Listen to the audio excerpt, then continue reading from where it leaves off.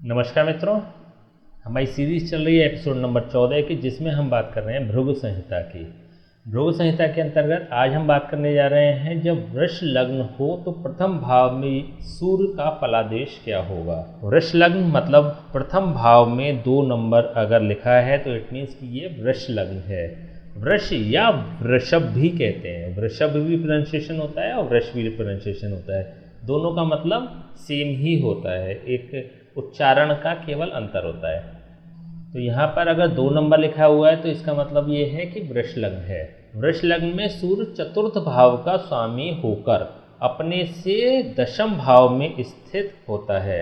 अपने से दशम मतलब यहाँ से यदि गिनती शुरू करेंगे तो ये 10वें स्थान पर पड़ता है। तो हमने पहले बता चुके हैं कि यह भी एक नियम होता है कि कोई भी ग्रह अपने स्थान से कौन से स्थान पर है, अपने स्वामी स्थान से कौन से स्थान पर है। तो कोई भी ग्रह यदि दशम स्थान में होता है तो इट मीन्स वह अपने से केंद्र में स्थित होता है। चौथा, 7वां और 10वां भाव केंद्र होते हैं। तो कोई भी ग्रह अगर अपने से दशम भाव में स्थित है तो केंद्र में स्थित होता है और ये एक शुभ योग माना जाता है। इसका मतलब कि चतुर्थ भाव के जितने भी कंटेंट्स हैं उसको ये प्रभावशाली बनाने वाला होगा, इसको ये पॉजिटिविटी प्रदान करने वाला होगा। यहाँ पर एक नेगेटिव पॉइंट है कि सूर्य अपनी शत्रु राशि पर स्थित है। वृष राशि का स्वामी होता है शुक्र और शुक्र सूर्य का शत्रु है। ये परस्पर दोनों एक दूसरे के शत्रु हैं। तो यहाँ पर सूर्य पंचम भाव का स्वामी होकर अपनी शत्रु राशि पर स्थित है। चतुर्थ भाव होता है माता का भाव, सुख का भाव, वाहन का भाव, सुविधाओं का भाव, जनरल पढ़ाई के मामले में अगर बात आती है तो चतुर्थ भाव से देखते हैं। पढ़ाई एट ए ग्लांस पढ़ाई कैसी रहेगी, चतुर्थ भाव से देखा जाता है।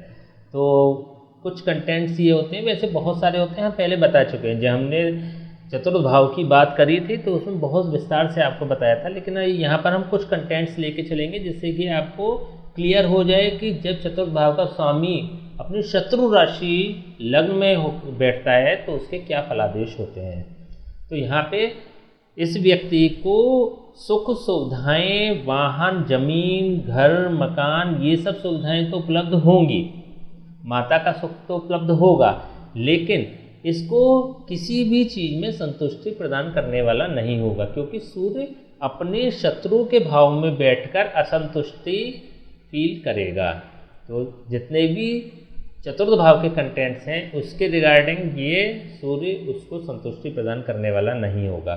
सब कुछ होते हुए भी वह कुछ बंधन महसूस करेगा। संभवतः ऐसा भी होता है जैसे कि पिताजी होते हैं या बड़े भाई होते हैं या कोई ऐसा व्यक्ति होता है परिवार में जिसकी मौजूदगी की वजह से वह उन उपभोग की वस्तुओं का पूर्ण रूप से उपभोग नहीं कर पाता या उसमें बंधन महसूस करता है।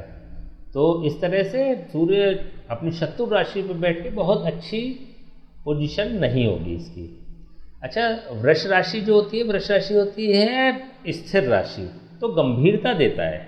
सूर्य ऐसे व्यक्तियों को गंभीर बनाएगा।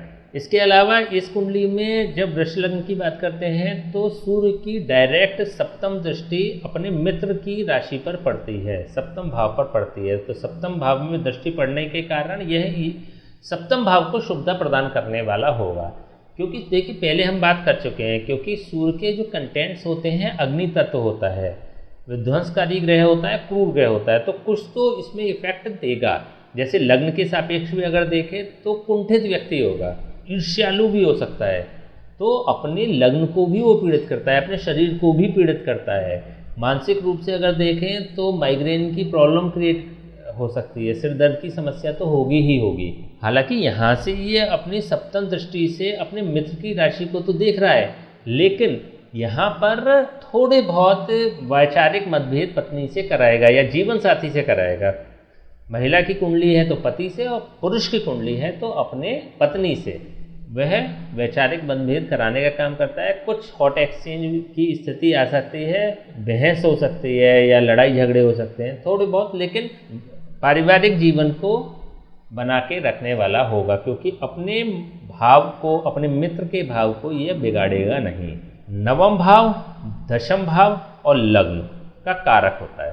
कारको भावनाशाय, इस नियम के सिद्धांत के अनुसार कारक यदि अपने भाव में स्थित होता है तो उसका नाश करने वाला होता है। तो जैसे अभी बात कर रहे हैं कि इतना कुंठित होगा कि व्यक्ति कि खुद को ही पीड़ित करने वाला होगा, शरीर में रोग पैदा हो जाते हैं अपनी कुंठा की वजह से। कारण देखिए कुछ भी हो सकता है और पूरी कुंडली देखेंगे तो पता चलेंगे कि क्या कारण है।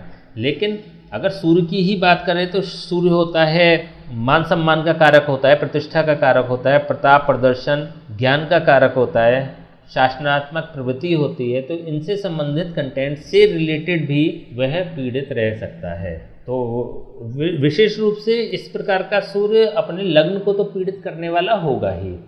दशम भाव के सापेक्ष अगर देखें तो यह एक शुभ योग है, अपने से चतुर्थ भाव में बैठा हुआ है। इट मीन्स कि वह अपने से केंद्र में बैठा हुआ है। तो अगर प्रोफेशन के मामले में बात करें तो प्रोफेशनली ये लोग अच्छी पोजीशन में होते हैं, इनका प्रोफेशन अच्छा होता है। भाग्य के मामले में बात करें तो भाग्यशाली भी होते हैं, लेकिन मिसअंडरस्टैंडिंग की वजह से या फिर अननेसेसरी स्ट्रेस की वजह से ये अपने आप को पीड़ित करते हैं, असंतुष्ट रहते हैं। ओवरऑल अगर वैसे देखा जाए तो पंचम भाव का स्वामी होकर, यह केंद्र का स्वामी होकर केंद्र में बैठा हुआ है, परम शुभ भाव में बैठा हुआ है। तो सूर्य व्यक्ति को सभी कुछ प्रदान करने वाला होगा। माता से भी थोड़ा सा इनका अंडरस्टैंडिंग, हालांकि माता की तरफ से पूरी सपोर्ट मिलेगी, लेकिन फिर भी ये अनसेटिस्फाइड रहेंगे माता की वजह से तरफ से भी। अब इसके उपाय की बात कर लेते हैं। देखिए सूर्य अपने शत्रु राशि में स्थित है।